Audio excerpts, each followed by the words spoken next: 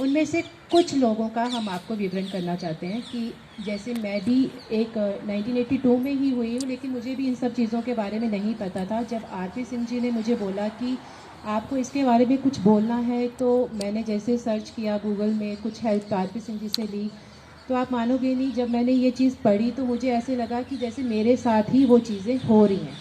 और जब मैंने अपने बच्चों को ये सब चीज़ें बताई तो मेरा 7 साल के बच्चे की आंखों में भी एक सवाल था कि ये सब हमारे साथ क्यों हुआ और ऐसा हम लोगों के साथ ही क्यों, ये सरकार हमारे साथ ऐसा क्यों किया। मतलब ये 7 साल के बच्चों की बात बता रही हूँ।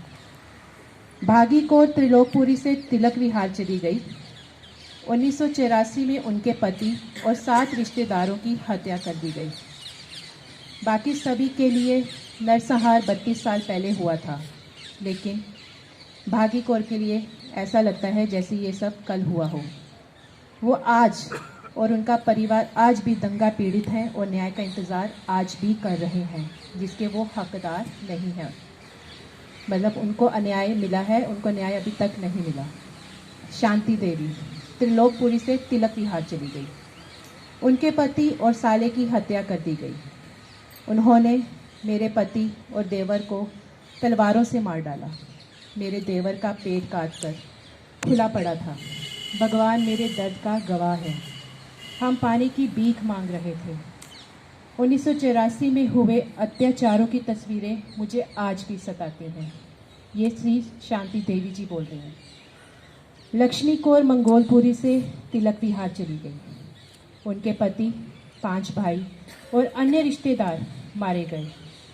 उन्होंने मेरे पति के गले में पेट्रोल से भरा टायर डाल दिया और थाने के बाहर आग लगा दी।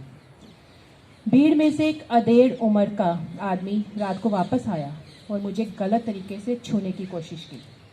जब मैंने इसका विरोध किया तो उन्होंने बाहर जाकर अपने पूरे ग्रुप को बुलाया। उन्होंने मेरे घर की तलाशी ली और अंदर छिपे सभी 8 लोगों को मार डाला। मुझे बार बार धमकाया और प्रताड़ित किया जाता था कि इसलिए मैंने अपना केस वापस लेने का फैसला किया।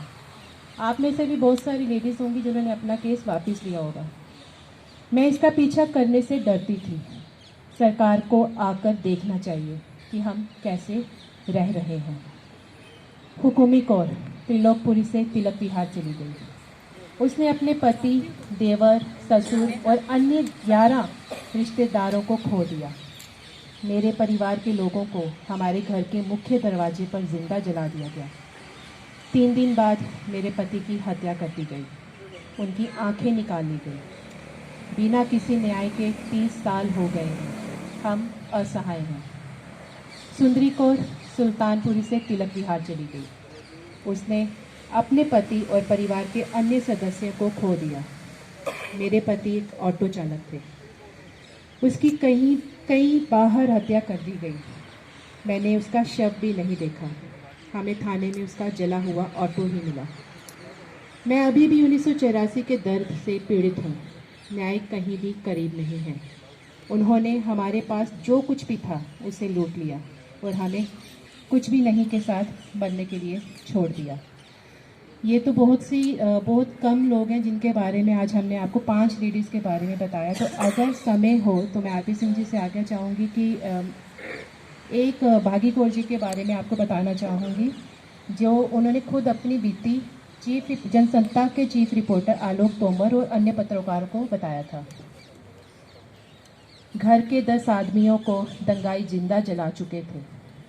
ये भागी कौर अपने बारे में बता रही हैं। मोहल्ले के आधे घंटे में 500 औरतें विधवा हो गई थी। उन्हीं में से कुछ पीड़ित बहनें एक भागी कौर त्रिलोकपुरी के ब्लॉक 32 में सिमटी बैठी।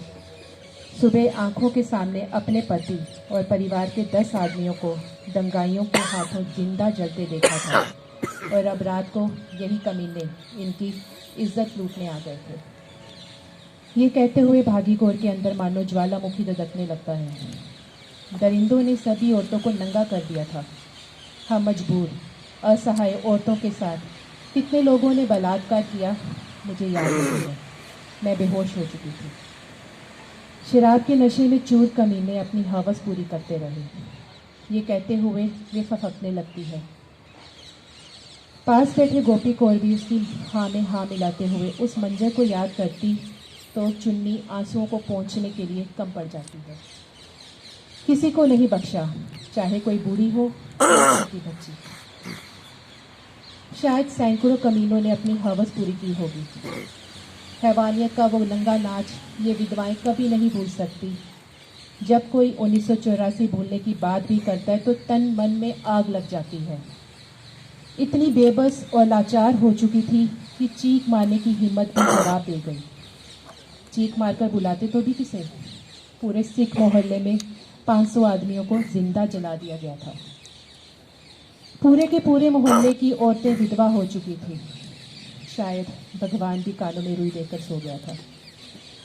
भागी कौर कहती है कि हम तो यही सिख इतिहास सुनते हुए पले बड़े थे कि कैसे सिख दूसरों की बहू बेटियों को बचाने के लिए अपनी जान भी दे देते हैं। कैसे अहमद शाह अब्दाली के सैन्य काफिलों पर हमला कर बंदी बनाकर ले जा रही हिंदुस्तान की बहू बेटियों को बचाया करते थे ताकि ये जुल्मी उन्हें काबुल कंदार के बाज़ारों में 2-2 टके में ना बेच दें। लेकिन आज ये क्या हुआ? इसी देश की राजधानी में सिखों को असहाय अबलाओं के साथ सारी रात कुकर्म होता रहा। धरती फट क्यों नहीं गई? हमलावर बाबर के जुल्म देखकर तो गुरु नानक साहिब ने कह दिया था कि इतनी मार पई कुरलाने पैकी दर्द ना आया। हे परमात्मा, इतनी मार पड़ी पर तुझे दर्द नहीं आया। गुरु नानक साहिब ने कत्लो गारत कर रहे बाबर के बारे में कहा, पाप की जंज ले काबलो, दाया जोरी मंगे दान वे लालो। शर्म धर्म दोए छप खलेओ, कूड़ फिरे प्रधान वे लालो। ये बाबर पाप की बारात लेकर काबुल की तरफ से आया है और शर्म व धर्म का मुँह छिप गया और अन्याय प्रधान बन गया। लेकिन यहाँ तो किसी ने आह की आवाज़ भी नहीं दी। इतने बड़े जुल्म के बाद भी आसपास मरगट जैसी शांति बनी है, मानो कुछ हुआ ही नहीं। मीडिया मौन है और टीवी पर सिर्फ इंदिरा गांधी के मरने पर शोक संदेश ही आ रहे हैं। 3000 निर्दोष सिख राजधानी में कत्ल हो गए और कोई खबर तक नहीं। क्या लोकतंत्र का ये चौथा स्तंभ सत्ता का गुलाम हो गया था, या इसने भी मान लिया था कि सिखों के साथ सही हो रहा है? ये तो इंडियन एक्सप्रेस के राहुल बेदी संयोग से 32 ब्लॉक त्रिलोकपुरी तक पहुंचे तो इस बारे में खबर आई। हालांकि पुलिस ने रास्ते में इन्हें वापस लौट जाने और वहां पूर्ण शांति होने की बात कही थी। दर्द देने वाली यादों को कुरेदते हुए भागी कौर बताती है कि उस वक्त घर पर टीवी था। इंदिरा गांधी की मौत बाद टीवी पर लगातार खून का बदला खून और सरदारों को मारो जैसे नारे लग रहे थे। घबराकर भाई इंदर सिंह ने पूछा, वीर जी ये क्या हो रहा है? उन्होंने कहा, जो किस्मत में होगा देखा जाएगा। हालांकि उन्हें विश्वास था कि उनके साथ ऐसा कुछ नहीं होगा। पूरा ब्लॉक सिखों का था और जब 400-500 सिख इकट्ठे हो तो मजाल है किसी का कोई बाल भी बांका कर जाए। लेकिन इतने में मोहल्ले के बाहर भीड़ बढ़ने लगी और पत्थरों की पोशाक शुरू हो गई। ऐसे बहुत से चीज़ें हैं जो 1984 में दंगा पीड़ितों के साथ हुई और आप मानोगे नहीं, सच में ये सब चीज़ें जो भी आज का टॉपिक है 84 ना भूलेंगे ना माफ़ करेंगे। तो मैं खुद एक छोटी सी 2 साल की थी, आज मैं भी और मेरे बच्चे भी यही बोलेंगे, 84 ना भूलेंगे ना माफ़ करेंगे। धन्यवाद। आरपी सिंह जी ने निवेदन